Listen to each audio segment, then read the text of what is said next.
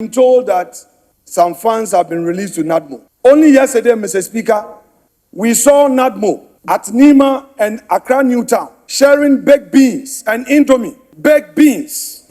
Mr. Speaker, at Nima sharing baked beans and Indomie. When, Mr. Speaker, people have lost properties, Mr. Speaker, they need rice. They need maize. They need cooking oil. Mr. Speaker, they need government to intervene to restore their businesses.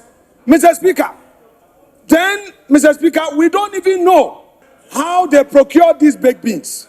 Mr. Speaker, people need blankets. Since this flood occurred, we have not seen the president visiting families. We saw him in the helicopter. Mr. Speaker, those who lost their lives, we have not seen any government official reaching out to their families. Those who lost properties, we have not seen any action from government. What we know is that the president was comfortably in the helicopter in the name of surveying, finding out.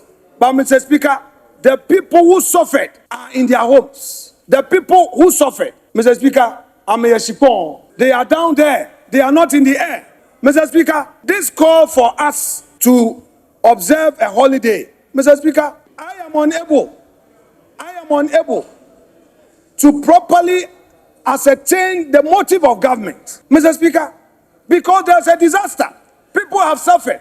Is government taking data of those who suffered? My own Winneba, Efutu, 6 communities were submerged. Jenjanazi, Atachado, Jahazi, Mr. Speaker, interacting with the chiefs and the people. Mr. Speaker, they are in pain. I've spent days with my people. Mr. Speaker, the roads have been cut off. They can't go to their farms, Mr. Speaker. That is the reality. We are talking about Accra. Winneba, 6 communities. Jenjanzi people cannot cross Winneba. Jahazi, they cannot. Atachado, they cannot. Inswechi, they cannot. Osbonpeni, they cannot. Atetu, they cannot. Silver Chrome, they cannot. That is the situation. Mr. Speaker, I hold a view that, Mr. Speaker, beyond the optics, government must demonstrate serious action. What is the sanitation policy of government? Mr. Speaker, it is not enough to engage in any blame game. They are in charge. They are responsible. They are in government. 1.5 years. Agrobeswa Afenyo-Markin, Mr. Speaker, it is their duty to tell the country a clear policy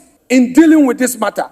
You cannot say that it is leadership problem when you are in opposition. Then when you come into office, you say it's engineering problem. Mr. Speaker, there must be consistency. There must be some principles. There must be one-line argument. They must stand for something. And I don't think they stand for anything. Mr. Speaker, they don't stand for anything. People have died. And the next day, I'm not against declaring a Thanksgiving Day. But how can people be mourning? And then the next day you are in white, with white handkerchief. What do you know that we don't know? What do you know that we don't know? People die, they are suffering, they've lost their properties. The next day you are wearing white, with white handkerchief. Okay, Thanksgiving. What are you thanking God for? We don't know what you know. Tell us. Mr. Speaker, I support your call as a father of this house that we should observe that day, engage our constituents in this cleanup exercise, keep our environment clean. I support it. But the government must do its side. The local government ministry.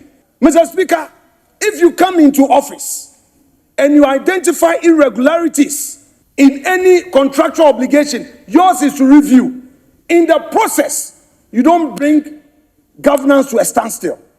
For over a year, we've not seen any proper cleaning. Our drains are choked.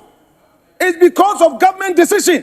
Therefore, Mr. Speaker, I would want to call on the majority leader, even as he's about to make his own statement, he should do all he can to comply with the rules of this house. Because he who comes to equity must do equity. And Mr. Speaker, the statement by the government communication minister, whose statement sought to attack the previous regime, Mr. Speaker, he talked about the Garrick. Mr. Speaker, I need to respond to him. Mr. Speaker, the Garrick project, the World Bank has come out to state publicly it is as a result of this government's inability to take concrete steps to give effect to that project.